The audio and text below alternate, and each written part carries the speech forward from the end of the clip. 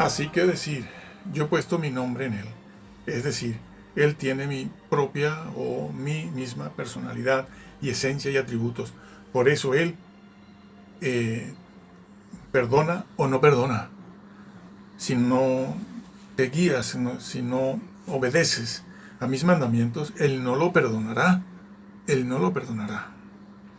Y el ángel de Yahvé, mi ángel, tiene la autoridad, tiene el atributo de poder perdonar o no, porque es el Hijo de Dios que tiene deidad, tiene deidad. Por eso, creo que el salmista, ¿no? El salmista registra él, el salmista registra y dice, mi pueblo sabrá mi nombre.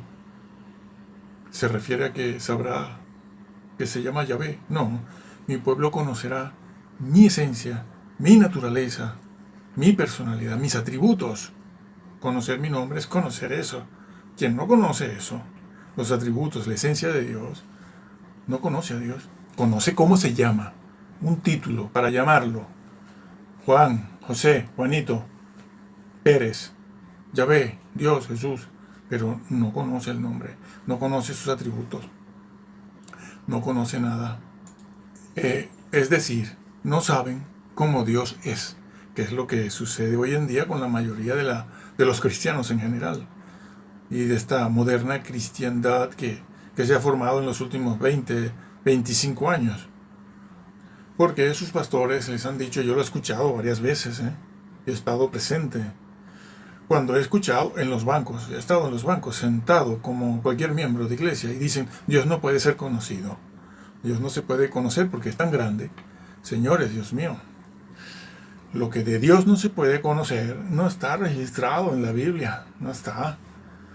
En la Biblia se registra todo aquello que sí puede conocerse de Dios y debe conocerse. Debe conocerse. Pero estos señores, estos pastores de vídeos y de conferencias y de multitudes y de música y de noticias y de Nibiru, piedras, pedruscos, terremotos, estos señores dicen que Dios no puede ser conocido porque es muy grande. Los cristianos hoy en día ignoran quién es Dios, por eso no pueden obedecerle casi, por eso no saben, no se dan cuenta de lo que el Señor mismo dice en otras partes y en cuanto a que quien no esté caminando bastante y viviendo una vida intachable no entra. Lo mismo que se dijo en la iglesia apostólica y en la iglesia primitiva, los padres de la iglesia, que sí que conocían esto y lo respetaban, por eso entregaban sus vidas. Bueno, Jesús lo dijo, yo los he guardado en el nombre que tú me diste. ¿Me diste cuál? Ese que te dio en el Antiguo Testamento, que Pablo lo reconoce otra vez.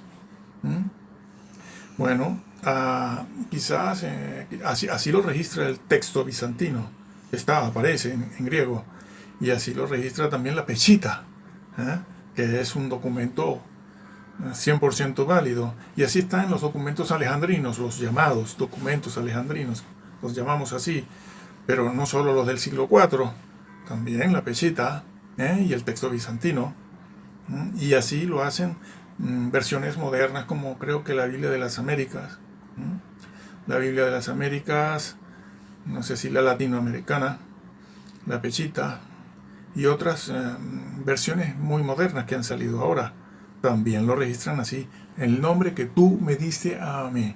¿Cuál es? Ese.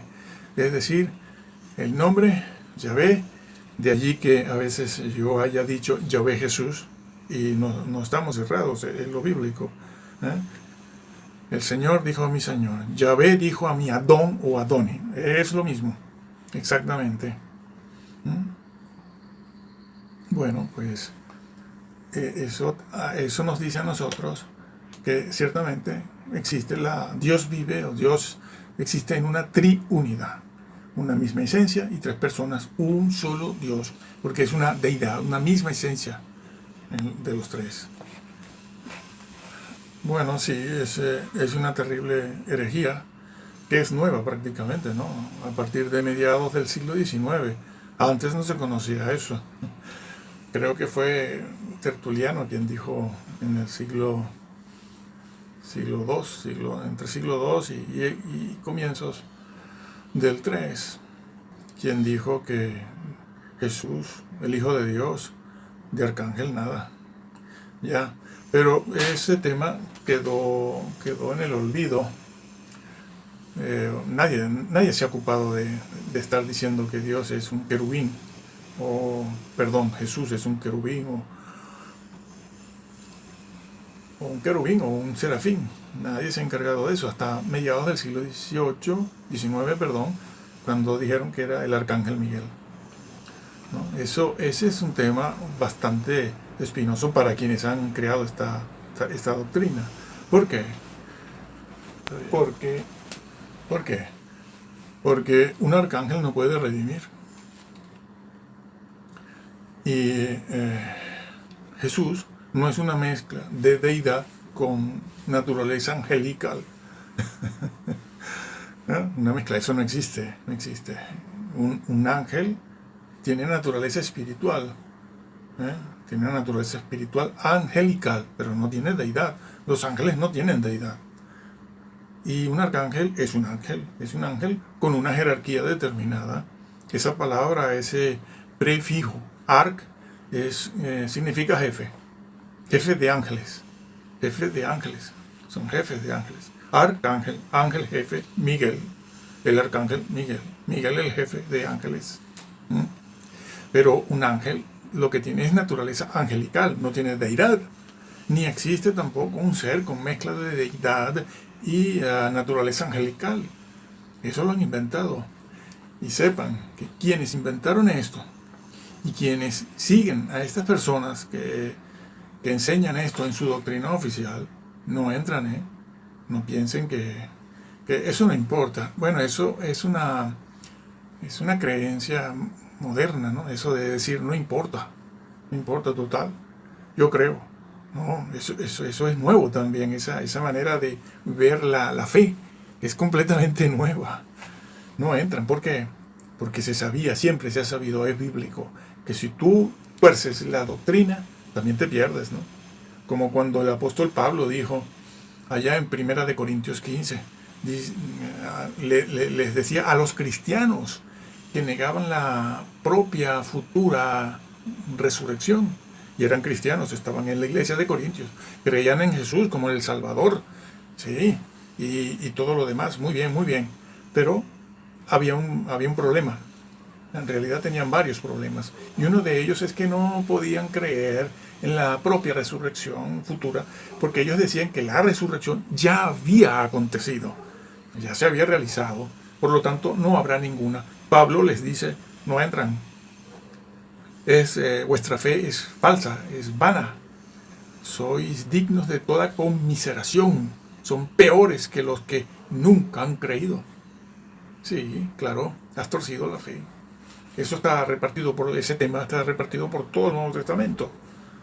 No puedes torcer la doctrina en cuanto a la persona de Jesús y decir que es un querubín, un arcángel, un ángel, un mensajero, uno más, ¿no? Uno más, un representante, como dicen los mesiánicos también. Un representante, puede decirse que en él habita la plenitud de la deidad. En un representante habita en él, en su esencia, o como dice Hebreos 1 también, que Jesús es la imagen misma de su sustancia, de su esencia, la esencia de Dios, que equivale también a decir, mi nombre está en él, mi nombre está en él, como estamos viendo ahí en el libro de Éxodo 23, 20, yo he puesto mi nombre en él, mi nombre está en él, ¿sí? La imagen misma de su sustancia. Por cierto, que esa frase ahí en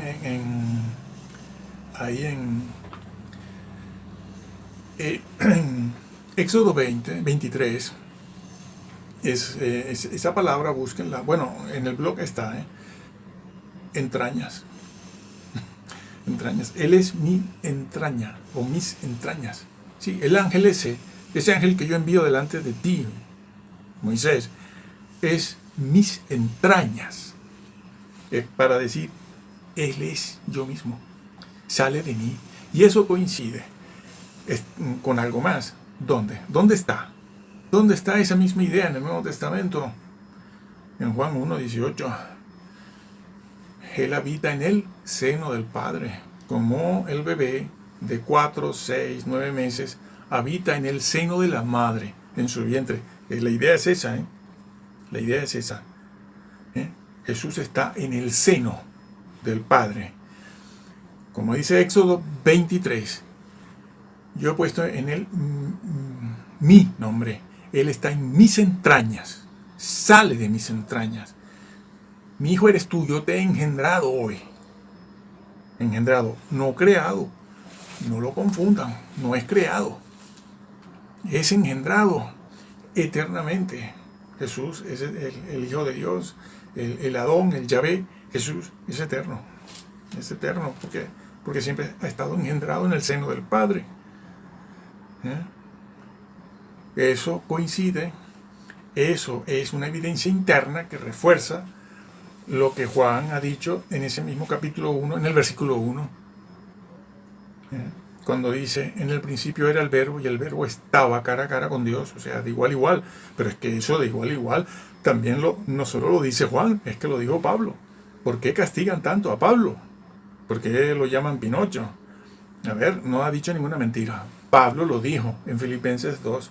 No estimó el ser igual a Dios como cosa que aferrarse. Igual. Lo dijo él en Filipenses 2, pero es lo que está en Juan 1:1. Cara a cara, de igual a igual. En Juan 1:1 entonces se dice eso, ¿no? En el principio ya estaba, ya era, ya existía, claro, porque vivía en el seno, en mis entrañas, en el seno del Padre. En el principio era el verbo y el verbo era con Dios y el verbo era Dios. No está diciendo que es Dios el Padre, porque la evidencia interna de ese mismo capítulo, lo diferencia del Padre. Lo diferencia del Padre. Bueno, el mismo versículo 18. Dice que es el unigénito Dios o el unigénito Hijo del Padre. Y lo que está diciendo Juan 1:1 al final del versículo, cuando dice, y Dios era el verbo, porque así está en griego, como todo el mundo sabe ya. Y Dios era el verbo, está diciendo no que la palabra, el logos, era el Padre, no, está diciendo, y el logos tiene deidad. Por eso se puede decir que es Dios, pero entiéndase, Dios el Hijo, Dios el Hijo. Dios el Hijo. Bueno, eso es. Bueno, y en ese mismo sentido se ve que que Jesús es mi ángel, es decir, una posesión personal. Lo que dice Éxodo 23 es una posesión particular.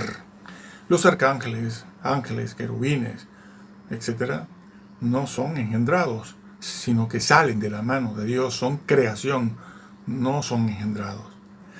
Y cuando Jesús resucitó, ¿qué se dijo de él? Está en Efesios, está en Colosenses, Filipenses, está en todas partes dicho que él ascendió sobre todo ángel, sobre toda autoridad, sobre toda potestad, ascendió y sometió a todos los señoríos, ángeles, arcángeles, como hombre. Los somete. Él no es un ángel, es superior a los ángeles, superior a los arcángeles. Hay varios arcángeles, ¿no? Ahora hablaremos de eso un poquito, ¿no? Un poco. Pero la Biblia lo que dice es que, bueno, ya estaba dicho en Mateo 28, ¿no? Toda potestad me es dada en el cielo y en la tierra. ¿Qué potestad? Como dice Efesios, como está en Colosenses, Filipenses, toda potestad ascendió sobre todo trono. Trono, potestades son fuerzas angelicales, seres angelicales, señoríos, potestades, principados y todo esto. Bueno, allí están los ángeles, los arcángeles, los querubines. Jesús, como hombre, no como Dios, como hombre, por su victoria, por su resurrección, ascendió sobre todos ellos. Sobre todos ellos. Por cierto, que es sumamente ridícula la situación de los ruselistas, ¿no? Porque ellos admiten, también dicen que Jesús es el arcángel Miguel, pero y se humanó, pero cuando resucitó volvió a recobrar su su antigua naturaleza angelical. Es decir, se volvió otra vez Arcángel Miguel. Pero bueno, señores, vamos a ver. ¿Cómo puede un arcángel, un ángel, un querubín, un hombre divinizado, un nefilín, un humanoide, redimir a nadie? ¿Quién pecó en el Edén? ¿Quién pecó? Pecó un arcángel, pecó un ángel, pecó la culebra, no, ni siquiera la culebra. ¿Quién pecó? Bueno, la culebra hizo mal, pero ¿quién pecó delante de Dios y no debía hacerlo? ¿Quién pecó? Pecó un hombre divinizado, un hombre que es mitad humano y mitad divino, que deidad no es lo mismo que divinidad.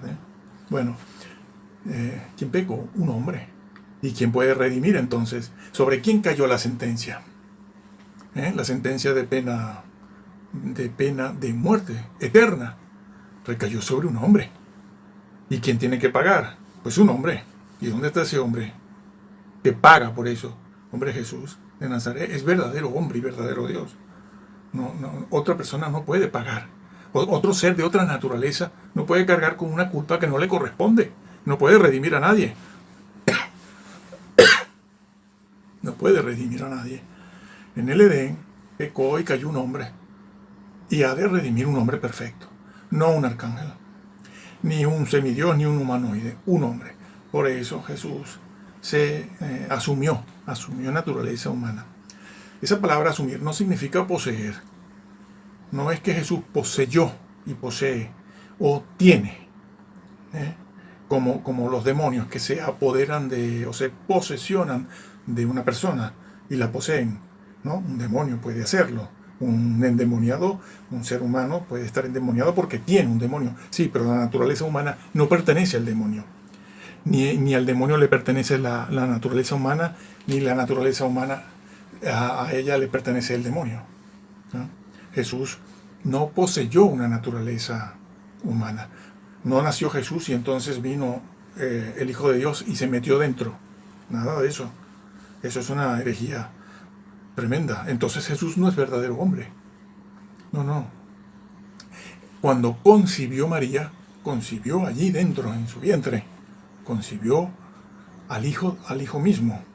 El Hijo mismo toma naturaleza, la asume en su propia esencia de deidad, de Dios, la asume para sí. Es verdadero hombre. Por eso puede redimir. Por eso la redención se obró. Y el diablo fue vencido, claro.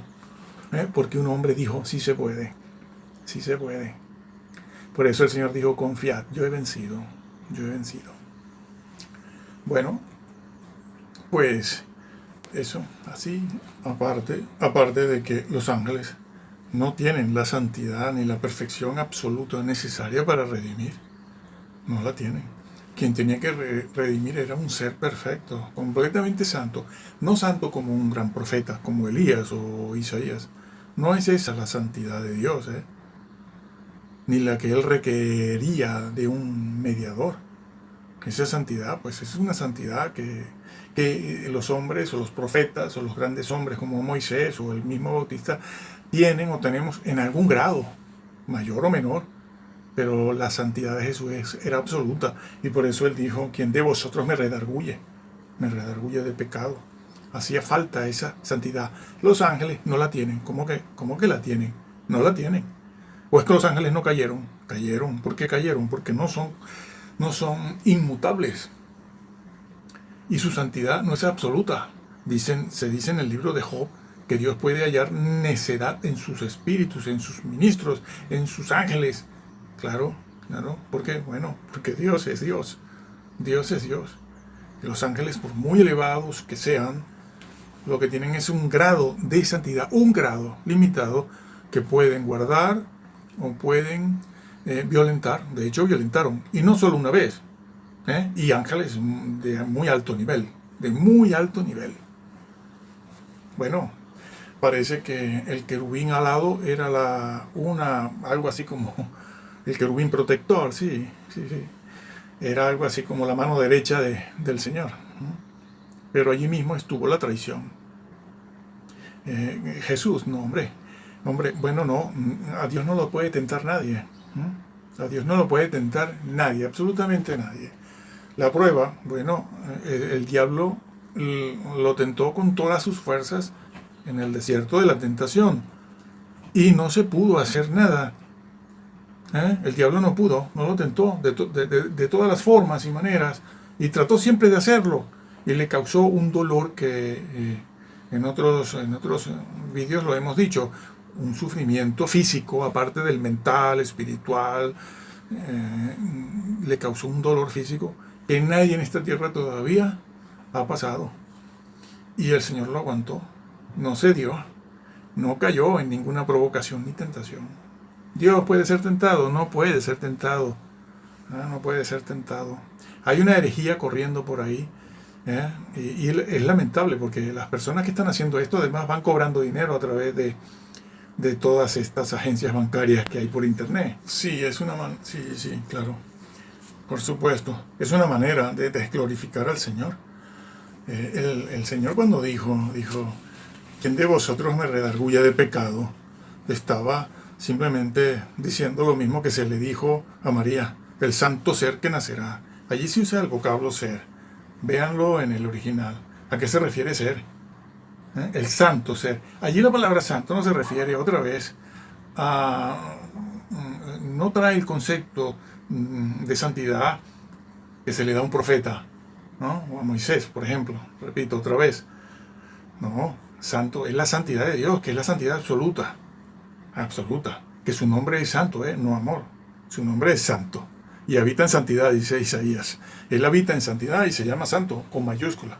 Bueno, el santo ser que nacerá, todo era santo.